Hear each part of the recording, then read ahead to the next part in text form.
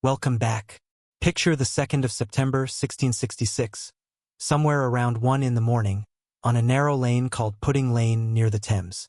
A baker named Thomas Farriner has just gone to bed above his shop, the ovens below still holding the day's heat, embers glowing faintly in the dark.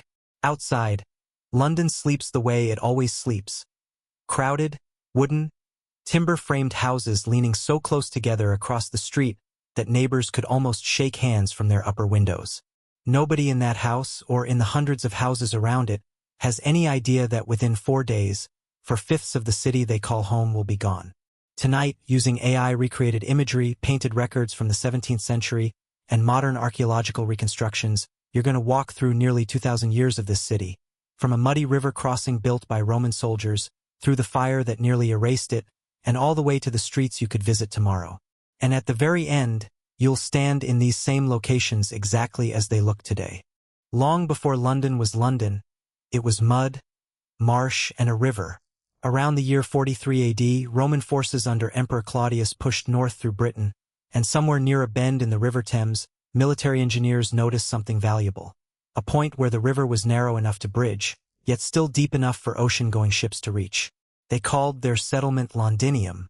It began as barely more than a supply depot, a scattering of wooden warehouses and a timber bridge, home to merchants, soldiers, and opportunists rather than anyone born there. The soil was soft clay, prone to flooding, and the early buildings were simple post and beam structures, roofed with reed thatch or split timber shingles.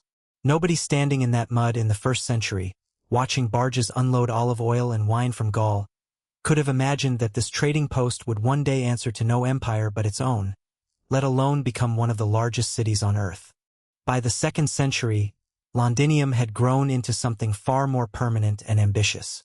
The Romans raised a defensive wall around the settlement, nearly 3 kilometers long and up to 6 meters high in places, built from Kentish ragstone hauled upriver by barge. Inside those walls stood a forum and basilica larger than any built in Britain before or since, a marketplace and civic hall combined, its main hall stretching some 150 meters, lined with columns and used for trade, law, and public announcements. A bathhouse complex offered heated floors and steam rooms warmed by underfloor furnaces called hypocausts, the air thick with smoke and perfumed oil. And yet, this was never a finished city.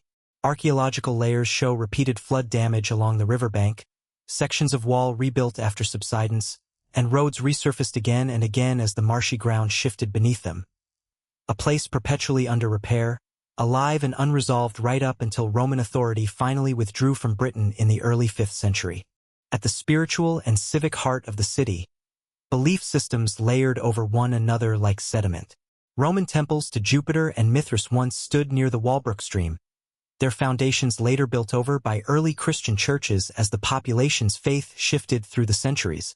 By the medieval period, that same ground held the enormous Gothic cathedral of Old St. Paul's, its spire reportedly reaching over 150 meters into the sky, the tallest structure in Europe at the time, dominating a skyline of church bells that rang out the hours, feast days, and warnings alike.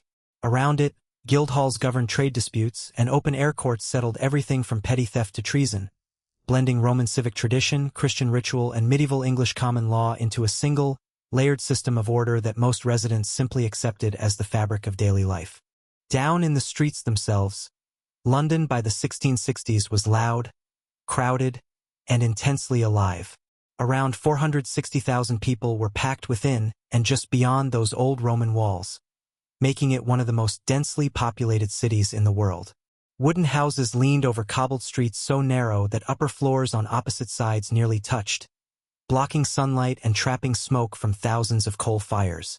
The smell was a mixture of wood smoke, unwashed bodies, tanning leather, fish from the market stalls, and the distinctly unpleasant tang of the Thames itself, which doubled as both water source and open sewer.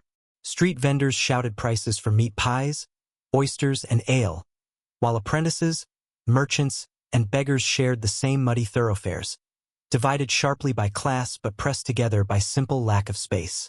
Graffiti and carved initials from this era still survive on surviving stonework, small human signatures left by people history never bothered to name.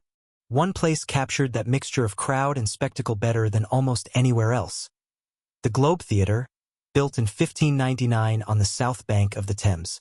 Circular, open to the sky, and capable of holding roughly 3,000 spectators standing and seated around a raised wooden stage. It became the beating heart of London's entertainment culture, home to the plays of William Shakespeare himself. Groundlings paid a single penny to stand in the open yard, pressed shoulder to shoulder, while wealthier patrons sat in covered galleries above. The theatre burned down once already in 1613, after a cannon effect ignited its thatched roof during a performance.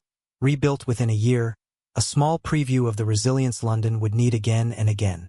For ordinary Londoners, an afternoon at the Globe was as central to civic identity as any court or cathedral, a shared space where noble and commoner briefly occupied the same crowded room. Contrast that with Whitehall Palace, sprawling along the riverbank just west of the old city walls, the largest palace in Europe by the mid-1600s, with over 1,500 rooms.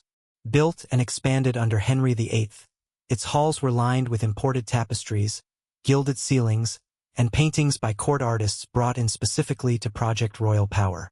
Private gardens, tennis courts, and a tilt yard for jousting tournaments gave the monarchy an entire self-contained world of leisure, utterly separate from the crowded lanes just beyond its gates. And yet, whatever devastation was coming for London would draw no distinction between palace and hovel. Fire, plague, and time itself would prove remarkably indifferent to rank. That devastation arrived in early September of 1666. What began as a small kitchen fire in Thomas Farriner's bakery on Pudding Lane spread with terrifying speed through streets of timber houses that had gone bone dry after a hot, rainless summer. Strong easterly winds, gusting close to 50 kilometers per hour, fanned embers from rooftop to rooftop faster than firefighting crews of the era, armed with little more than leather buckets and hand-pumped water squirts, could contain. By the second day, flames had reached temperatures believed to have exceeded 1,700 degrees Celsius in places, hot enough to melt imported Portland stone and warp iron. Many residents initially assumed this was simply another bad fire, a common enough hazard in a wooden city, and delayed evacuating their homes and shops. By the third day, it was clear this was something unprecedented. Old St. Paul's Cathedral itself caught fire on the fourth day, its lead roof reportedly melting and running down the streets in molten rivers, while the stone structure cracked and partially collapsed under the heat.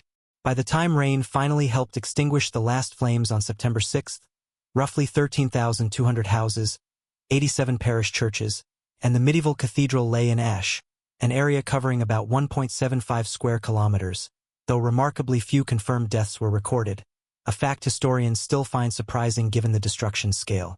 In the years immediately after, London stood as a landscape of blackened rubble and displaced families camping in makeshift tent cities on the surrounding fields. Rebuilding plans were drawn up almost immediately, some proposing wide Parisian-style boulevards, though property disputes and the need for speed meant London largely rebuilt along its old medieval street pattern, just now required by law to use brick and stone instead of timber. Slowly, the ash was cleared, foundations reused, and a new skyline began to rise, most famously under the direction of architect Christopher Wren, whose new St. Paul's Cathedral, crowned with its famous dome, would take 35 years to complete. When archaeologists and historians later examined the aftermath layers beneath the modern city, they uncovered remarkable evidence of that single catastrophic week. Fused pottery, melted glass, charred timber preserved beneath centuries of later construction, all found during modern building excavations well into the 20th century. Each layer of ash told researchers precisely how hot, how fast, and how far the fire had traveled, turning a documented historical event into a physically measurable one. It is worth pausing here briefly to remember that every ruin, every scorched foundation stone, was once somebody's home. Behind every statistic of houses lost stood a family's kitchen table, a merchant's carefully kept ledger, a child's small bed. London's ashes were not simply history in the making. They were an ordinary Tuesday, violently interrupted, for tens of thousands of real people trying to live their lives. Today, you can walk that same ground and see both loss and survival side by side. The Roman city wall survives in fragments near the Tower of London and around Barbican, quiet chunks of ragstone tucked between modern glass towers. Old St. Paul's is gone entirely, but Wren's replacement still dominates the skyline. Its dome open to visitors who can climb to the Whispering Gallery and look down at the nave below. The original Globe Theatre burned again, was demolished in 1644, and today stands rebuilt just a few hundred meters from its original site, an open-air, thatched roof reconstruction where you can watch Shakespeare performed almost exactly as Elizabethan audiences once experienced it. Whitehall Palace, meanwhile, mostly burned down in a separate fire in 1698, and today only the banqueting house survives from that vast complex, its ceiling paintings by Rubens still intact above visitors' heads. And Pudding Lane itself, where it all began, now holds a modest street sign, and nearby, the towering stone monument to the Great Fire, designed by Wren himself, standing exactly 61 meters tall.